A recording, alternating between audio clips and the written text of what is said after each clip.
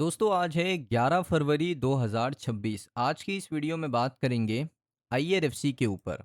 अब बहुत लोगों का सवाल था 40-60 स्प्लिट को लेकर। 40-60 स्प्लिट को लेकर ये एक्चुअल में है क्या, इसको हम समझेंगे। साथ में डिविडेंड के ऊपर बात करेंगे। डिविडेंड आपको कब तक मिलेगा, नेक्स्ट क्वार्टर में मिलेगा या उसके नेक्स्ट क्वार्टर में आपको डिविडेंड मिलेगा, उसके ऊपर बात करेंगे। देखिए वीडियो बहुत इंपॉर्टेंट होने वाला है। कॉन्सेप्ट के ऊपर बात करेंगे, लर्निंग वीडियो होने वाला है, वीडियो को ध्यान से देखो। सबसे पहले यहाँ पर मैं आपको बताना चाहता हूँ 40-60 स्प्लिट क्या होता है। देखिए 40-60 स्प्लिट होता है दोस्तों, यहाँ पर एक रेवेन्यू स्प्लिट होता है। अब कंपनी ने दोस्तों यहाँ पर एक कॉन्फ्रेंस कॉल था क्वार्टर 3 के रिजल्ट के बाद। उस कॉन्फ्रेंस कॉल के अंदर कंपनी ने डिस्कस किया था कि यहाँ पर हम किस तरीके से आने वाले 5 सालों को देख रहे हैं।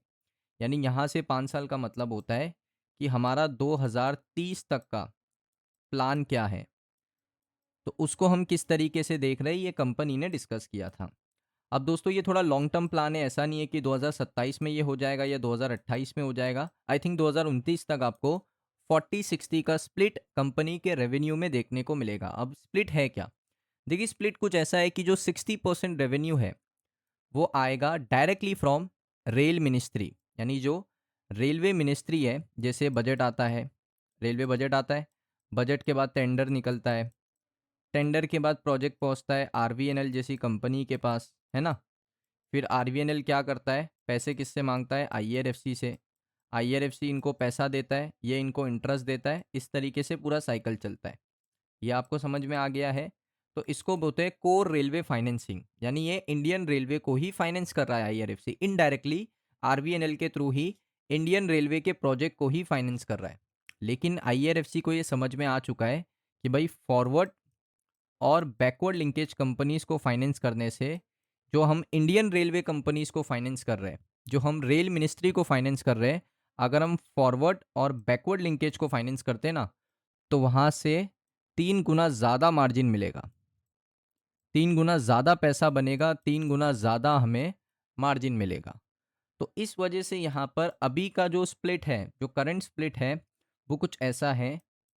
ऑलमोस्ट 95% आईआरएफसी किसको फाइनेंस कर रहा है? इंडियन रेलवे को। इंडियन रेलवे को 95% फाइनेंस कर रहा है। सिर्फ 5% जो है वो बैकवर्ड और फॉरवर्ड लिंकेज को फाइनेंस कर रहा है। 5% का डिफरेंस मैं आपको दिखा दूं 1 सेकंड के अंदर। ये देखिए क्वार्टर्स आईआरएफसी, नीचे आएंगे प्रॉफिट के अंदर, नेट प्रॉफिट, तीनों क्वार्टर का नेट प्रॉफिट 1746, 1777, 1802 करोड़। ग्रोथ देखिए ईयर ऑन ईयर बेसिस पे 11%, 10%, 11%। सिर्फ 5% शुरू किया है फॉरवर्ड बैकवर्ड लिंकेज को फाइनेंस करना, तो ये रिजल्ट आपको देखने को मिला है। अगर 40% कर देता है तो क्या यहाँ से जो प्रॉफिट है कंपनी का, वो क्या 5 गुना नहीं बढ़ता हुआ देखने को मिलेगा? बिल्कुल देखने को मिलेगा, लेकिन उसके लिए टाइम लगेगा। ऐसा नहीं है कि आईआरएफसी अभी से शुरू कर दे 60-40 का स्प्लिट। तो इसीलिए 60-40 का स्प्लिट जो है वो आईआरएफसी में दोबारा से एक ब्रेकआउट क्रिएट कर सकता है।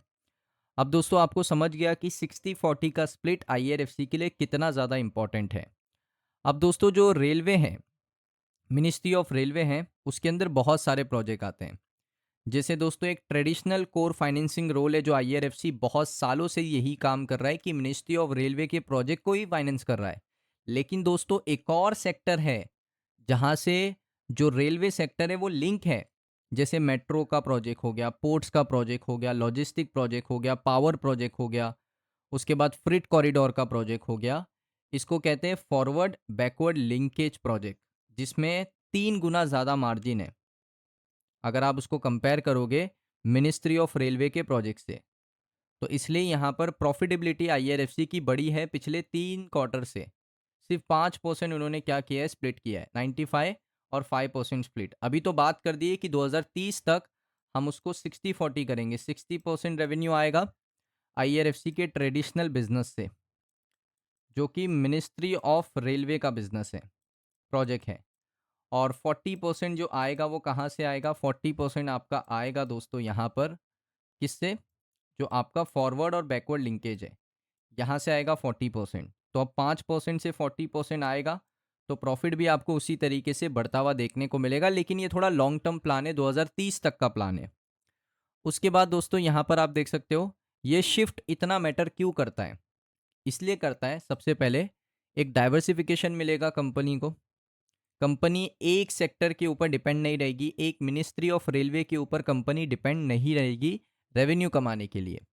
कंपनी का मार्जिन ज़्यादा मिलेगा और लॉन्ग टर्म ग्रोथ के अंदर जो कंपनी का टारगेट है 5 लाख करोड़ का एसेट अंडर मैनेजमेंट का, वो टारगेट भी तो कंप्लीट करना है आने वाले कुछ सालों के अंदर। तो इस वजह से दोस्तों ये इंपॉर्टेंट है 60-40 का रेवेन्यू स्प्लिट। अब दोस्तों बात करते हैं यहाँ पर IRFC की एक इम्पॉर्टेंट डेटा के ऊपर। अब यहाँ पर आप देखोगे ना, कंपनी प्रॉफिटेबल तो है, सारी चीज़ें अच्छी चल रही है, प्रॉफिट एंड लॉस भी अच्छा चल रहा है। कंपनी ने यहाँ पर 7,000 करोड़ तक का प्रॉफिट कर लिया है।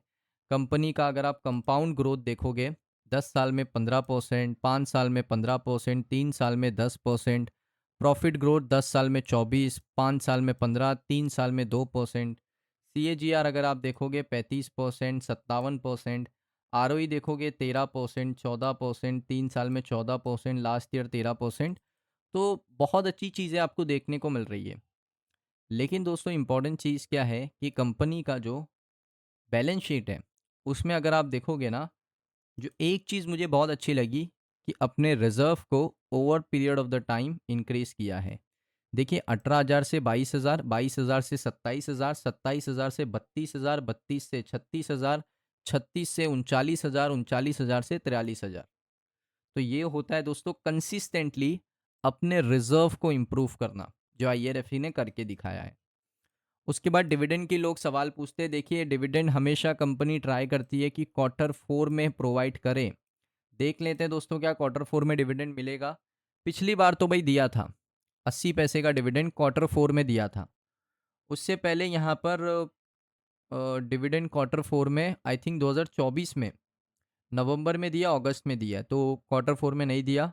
नवंबर सितंबर, नवंबर सितंबर, नवंबर फेब। तो अगर पिछले साल को फॉलो करता है IRFC तो Q4 में डिविडेंड मिल सकता है। अगर नहीं करता तो ज़्यादा चांसेस हैं कि आपको यहाँ पर आने वाले Q4 में नहीं, उसके बाद आएगा दोस्तों, Q4 के बाद आएगा Q1, जो कि आई थिंक अगस्त में है ना। Q1 देख लेते हैं एक बार, थोड़ा सा ऊपर आएंगे क्वार्टर्स के अंदर। तो Q1 होता है ऑलमोस्ट यहाँ पर क्वार्टर्स के ऊपर आते हैं सितंबर में, हाँ। तो Q4 में या तो फिर आप कह सकते हो कि डिविडेंड मिल सकता है Q1 में।